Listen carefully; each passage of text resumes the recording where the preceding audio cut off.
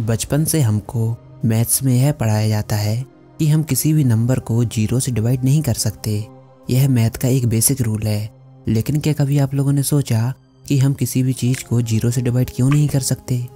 पुरानी सभ्यताएं जैसे कि ग्रीक्स, रोमन्स, यह लोग 0 को एक ऐसी क्वांटिटी के रूप में देखते थे जो कि किसी भी चीज़ के ना होने को दर्शाती है, यानी कि 0 का मतलब है कुछ भी नहीं।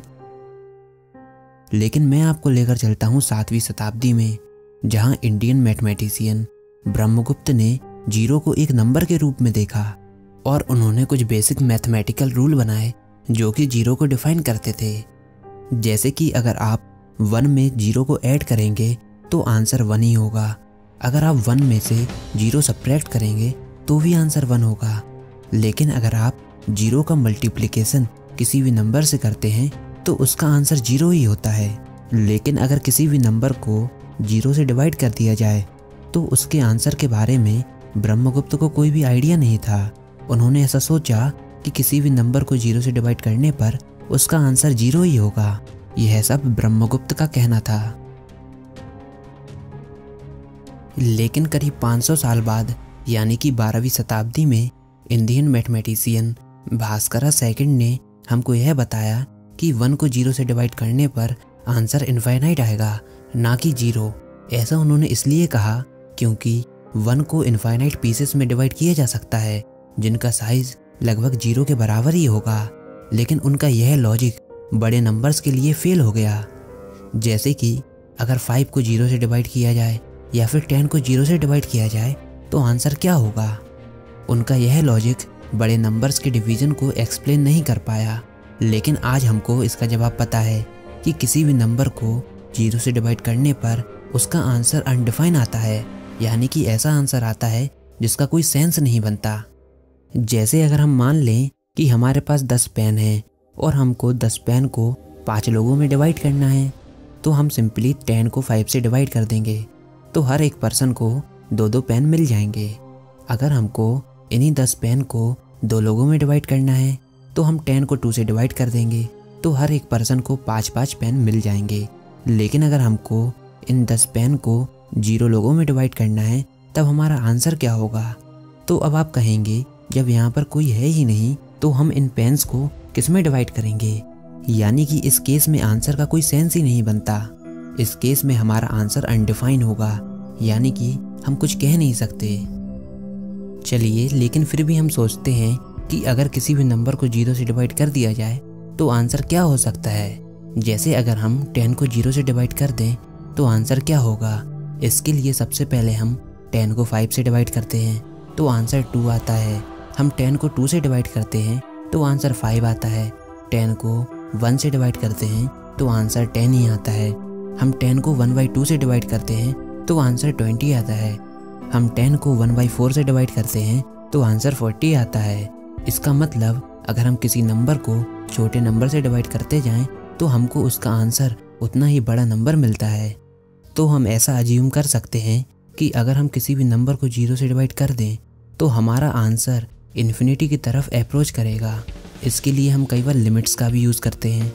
इसका मतलब हम यह कह सकते हैं कि 10 डिवाइडेड बाई 0 इन्फिनिटी होगा। लेकिन क्या यह स्टेटमेंट सही है? जी नहीं, यह बिल्कुल भी सही नहीं है। क्योंकि अगर हम यह मान लें कि 10 डिवाइडेड बाई 0 इन्फिनिटी है तो हमारा यह कहना भी सही होगा कि 10 बराबर होगा इन्फिनिटी इंटू 0 के।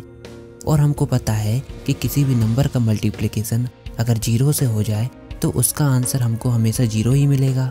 तो यहाँ पर क्या आया? 10 बराबर हुआ 0 के, जो कि पॉसिबल नहीं है। इसी तरह हम यह भी प्रूव कर सकते हैं कि 5 बराबर होगा 0 के, 2 बराबर होगा 0 के, 7 बराबर होगा 0 के। और जब हम इन सब चीज़ों को कंपेयर करेंगे तो हमको पता चलेगा कि नंबर लाइन के सारे नंबर एक दूसरे के बराबर हो चुके हैं। यानी कि 1 2 के बराबर, 2 200 के बराबर, 200,000 के बराबर। यानी कि हम पाएंगे कि पूरी की पूरी नंबर लाइन एक पॉइंट में कोलैप्स हो चुकी है और हमारी पूरी मैथ की फाउंडेशन ख़राब हो चुकी है। लेकिन ऐसा हुआ क्यों? क्योंकि हमने 0 से डिवीज़न अलाउ कर दिया। इसलिए हमको रिजल्ट अनडिफाइन मिले, ऐसे रिजल्ट मिले जिसको हम कभी डिफाइन नहीं कर सकते। आप इस ग्राफ को देखिए। इस ग्राफ में अगर हम किसी नंबर को छोटे नंबर से डिवाइड कर दें तो रिजल्ट हमको उतना ही बड़ा नंबर मिलेगा। यानी कि अगर हम किसी नंबर को 0 से डिवाइड कर दें तो आंसर पॉजिटिव इन्फिनिटी की तरफ अप्रोच करेगा। बिल्कुल इसी तरह अगर हम किसी नंबर को नेगेटिव नंबर से डिवाइड कर दें तो आंसर नेगेटिव इन्फिनिटी की तरफ अप्रोच करेगा, जैसा कि आप इस ग्राफ में देख सकते हैं। अगर हम इसको मल्टीप्लिकेटिव इन्वर्स के नज़रिए से देखें तो हर एक नंबर का एक मल्टीप्लिकेटिव इन्वर्स होता है, जिसको आपस में मल्टीप्लाई करने पर हमको रिजल्ट हमेशा 1 ही मिलता है। जैसे 2 का मल्टीप्लिकेटिव इन्वर्स है 1/2 और आपस में मल्टीप्लाई करने पर हमको रिजल्ट 1 मिलता है। इसी तरह सभी नंबर के मल्टीप्लिकेटिव इन्वर्स होते हैं। इसी तरह 0 का भी मल्टीप्लिकेटिव इन्वर्स होना चाहिए, जिसका ऑपरेशन करने पर हमको आंसर 1 मिलना चाहिए। लेकिन अगर हम 0 के मल्टीप्लिकेटिव इन्वर्स को देखें तो वह होगा 1/0 और 0 से मल्टीप्लाई करने पर हमको आंसर मिलेगा 0/0, जिसको हम डिटरमाइन नहीं कर सकते, यह अनडिफाइंड है।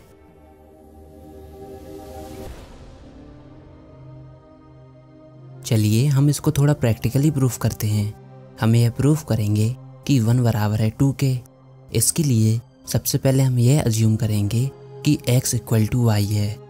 अब हम दोनों साइड x का मल्टीप्लाई कर देंगे तो हमारे पास आएगा x² = xy। अब हम LHS और RHS में से y को सब्ट्रैक्ट कर देंगे तो हमारे पास बचेगा x² - y² =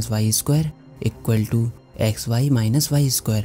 अब हम LHS में x² - y² का फॉर्मूला लगाएंगे जो कि होता है x + y × x - y, और RHS में से हम y को कॉमन ले लेंगे तो हमारे पास इक्वेशन आएगी x + y x - y = y × x - y। अब हम RHS में से x - y को डिनोमिनेटर में ले जाएंगे तो हमारे पास इक्वेशन आएगी y = x + y × x - y / x - y। अब हम x - y से x - y को कैंसिल कर देंगे तो हमारे पास आएगा y = x + y, और इस इक्वेशन को सॉल्व करने पर हमारे पास आएगा x = 2y। और पहले हमने अज्यूम किया था कि x बराबर है y के, तो x = 2x हो जाएगा और x से x को हम कैंसिल कर देंगे तो हमारे पास आएगा 1 = 2। यहाँ पर हमने यह प्रूफ कर दिया कि 1 बराबर है 2 के। अब आप लोग कहेंगे यह कैसे पॉसिबल है, हमारी कैलकुलेशन में कहाँ गलती हुई है?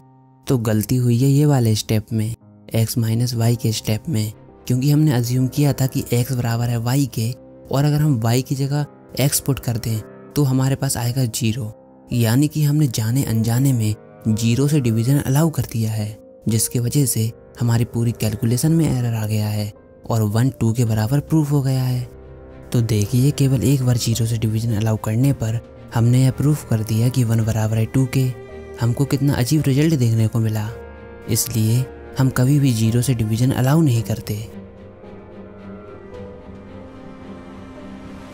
यानी कि अगर हम मैथ्स में केवल एक बार 0 से डिवीज़न अलाउ कर दें तो पूरे के पूरे मैथ्स के रूल बेकार हो जाते हैं।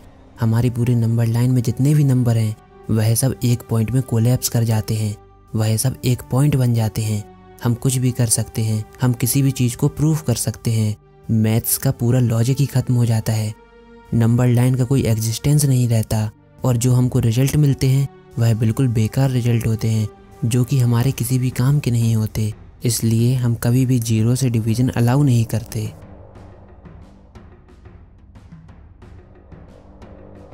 तो अगली बार अगर आपसे किसी ने पूछा कि किसी भी नंबर को 0 से डिवाइड करने पर क्या आंसर होगा, तो आप यह कह सकते हैं कि आंसर वैसा ही होगा जैसे एक हाथ से बजाई गई ताली की आवाज़, या फिर हमारा ब्रह्मांड किस चीज़ में फैल रहा है। यानी कि हमको ऐसे आंसर मिलेंगे जिनका कोई सेंस नहीं बनता, जिसमें कोई इन्फॉर्मेशन नहीं होती। तो आई होप आपको यह ज़रूर समझ में आया होगा कि 0 से डिवीज़न क्यों अलाउ नहीं है। अगर ऐसा है तो इस वीडियो को लाइक कीजिए, अपने दोस्तों के साथ शेयर कीजिए, और आपको ये वीडियो कैसी लगी कमेंट बॉक्स में लिखकर ज़रूर बताइए। और अगर आपने हमारा चैनल अभी तक सब्सक्राइब नहीं किया तो इसको सब्सक्राइब कर लीजिए ताकि आगे आने वाली कोई भी वीडियो आपसे मिस ना हो पाए।